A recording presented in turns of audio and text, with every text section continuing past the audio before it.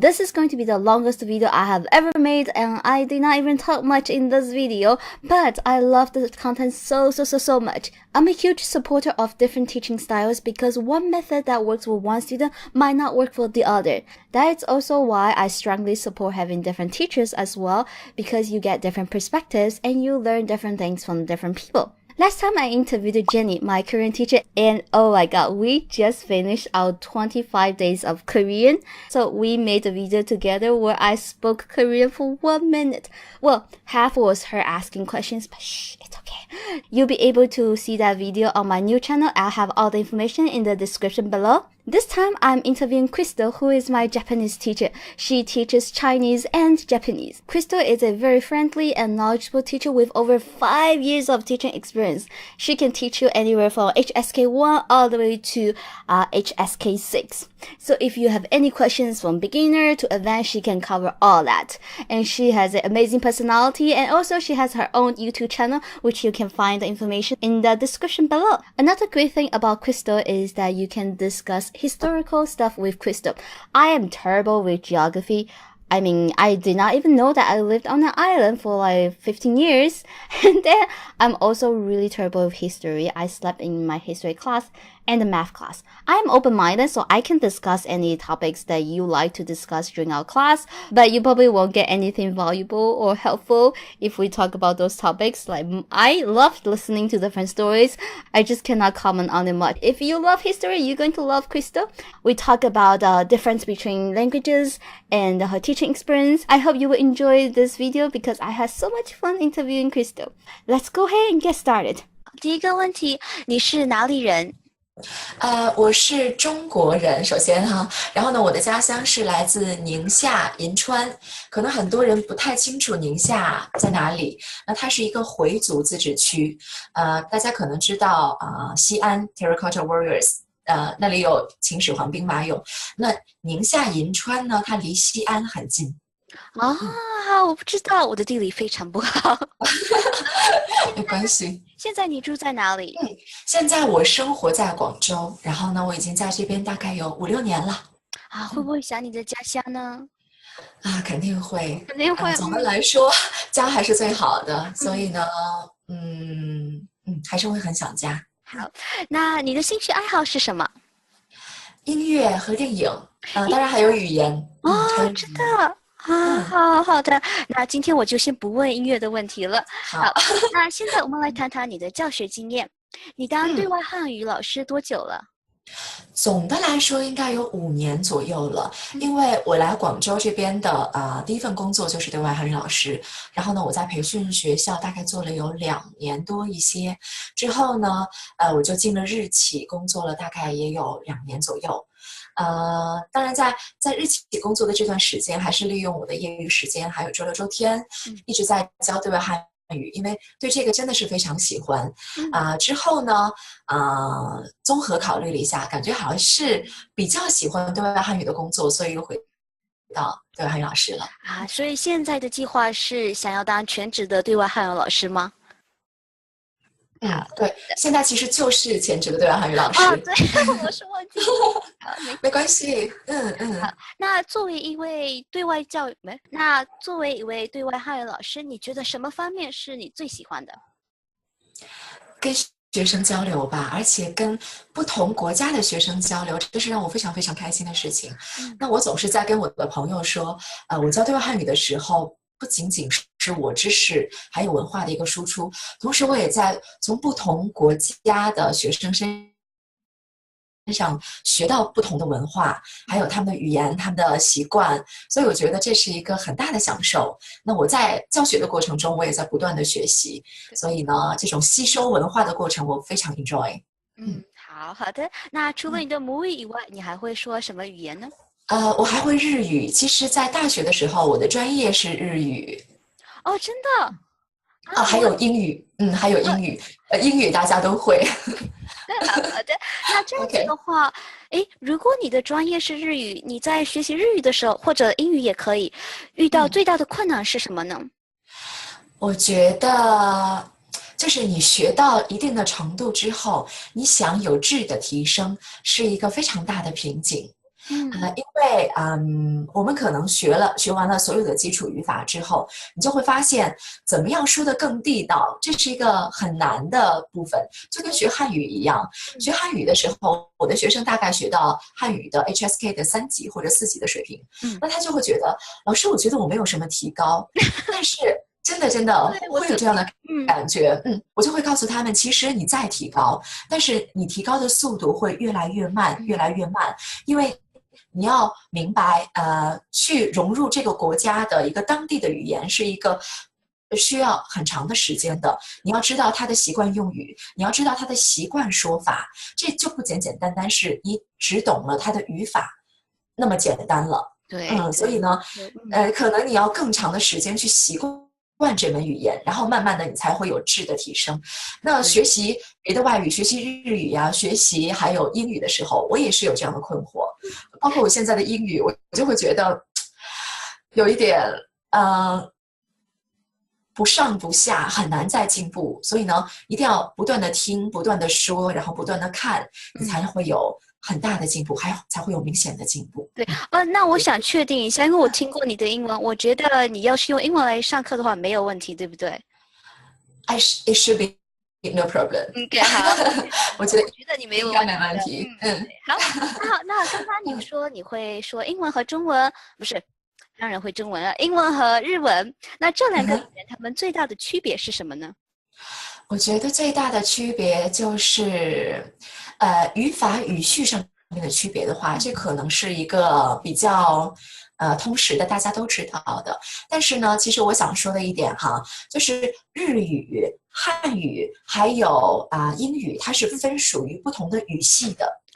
那英语的话呢，在汉语里面我们叫它用中文说哈，英语算是曲折语系。那日语呢，它是黏着语；汉语呢，它是一个独立的语系。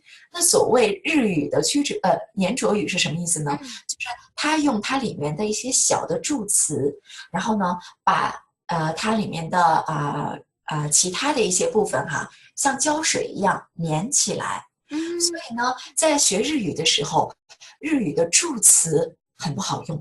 不好用，而且呢，对，很不好用，就很难掌握。还有呢，还有因为日语语序的关系，它让你知道这个事情是肯定的还是否定的，最关键的部分它总是在句子的末尾。那所以呢，最好的，对，它最重要的都是在最后。所以你听日本人说话，一定要听完整个句子，不然你不知道他是说我喜欢你还是我不喜欢你，我想去还是我不想去，所以这是一个很大的问题。那没耐心的人，他应该不应该学习日语呢？那我觉得喜欢日本文化的人都会很耐心的把这个句子听完的，应该没问题。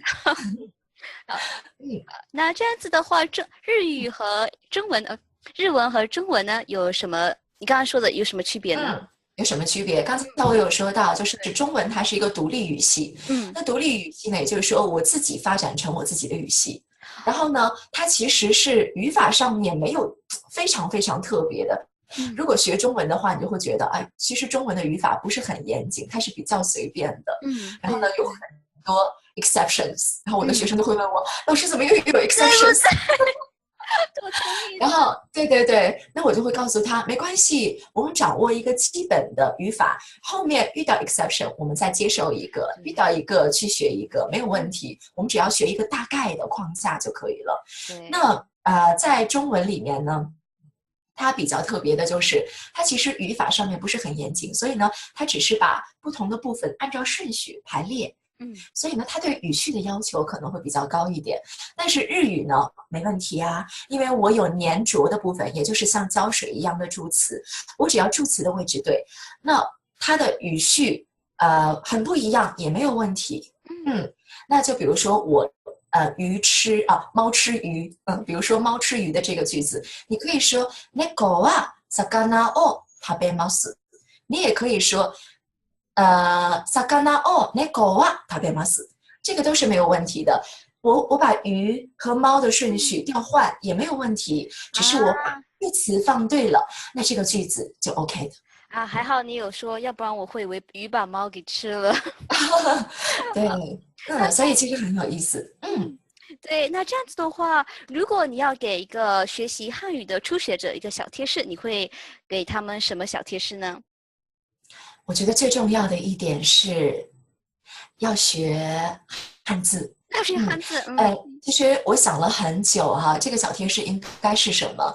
但是呢，其实就我的经验而言，因为我之前有教过学生，他们是不学汉字的。对，那其实这个学生我已经教了有4年了，但是我发现从他学完了基础的语法了之后，因为他是在中国生活工作的，他已经在这边待了有5年左右了，也是我最老的一个学生。然后呢，我会发现他学完了基础语法，想要再上升的时候真的很难，因为一方面他在中国学习，他所有生活中接触的都是汉字，大家要清楚哦，你在中国接触的都是汉字。那我们一开始呢，可能会教你拼音，但是拼音就像你的拐杖一样，你总有一天要扔掉它，因为你来到中国，实际生活中全都是汉字，我们不会在汉字的头上再注一个拼音的，是没有的哦。所以呢，因为这个学生的一些问题，让我深刻的意识到了要教学生汉字。那汉字其实不会像你想象中的那么难。那如果学会一些汉字的学生就会知道哈，在汉语里面，如果你掌握了3000个常用汉字，你在中国生活是完全没有问题的。如果你掌握了3000个汉字里面的常用的950个汉字，950个，对，只要950个，只要950个。你想一想，你每天学10个，那你很快就可以学完这950个了。我觉得 Crystal 老师非常的 positive， 对不对？对，所以它不是很难。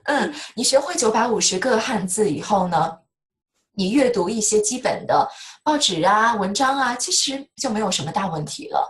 所以呢，在学汉字的时候，我觉得比较推荐老师用那个 pictographic 的方法。对，没错。然后呢，它会有很多 image。会让你知道它这个汉字 root 是来自哪里的。然后你看到这些汉字了之后，看到这些 pictographic 之后，你就知道这个汉字应该怎么记住它。其实非常简单。那我现在就在用这样的方法去教我的学生，他们接受也很快，就会觉得不是很难呐，很简单呐。好，非常好。对，所以就会很好学。好的。那这样子的话，学习日语的呢？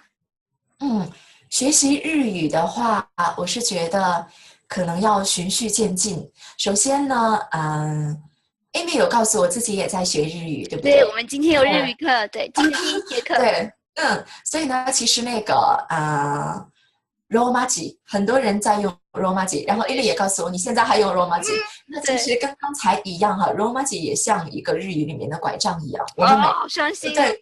我没关系，我们总有一天会要扔掉它，所以呢，其实还是记住 hiragana、katakana， 还有呢，其实，在日语里面 hiragana、katakana， 如果你知道的话，就会帮你很多。然后慢慢的，你可以去接触一些汉字。其实这些都是刚才说的中文的汉字，还有日语的 hiragana、katakana， 还有 kanji， 这些都是比较重要的一些部分。所以呢，我们把这些基础打好了之后，你以后学日语或者学中文都不会遇到很多困难。如果学中文也不会有困难呢？就是说，如果会汉字的情况下，好的，对，你如果掌握了这些基础，你以后的话就不会遇到很大的困难。但是如果我已经学了一段时间，我再回头把这些捡起来的话，就会很难。对，所以呢，其实是在帮大家省力，在帮大家从一开始就排除这些困难。从一开始呢，我就用中文有一个俗语，就是2手都要抓，2手都要硬。他的意思就是说，我每一个重要的方面，我都要拿起来一起往前走，这样会收效更好。好，非常好。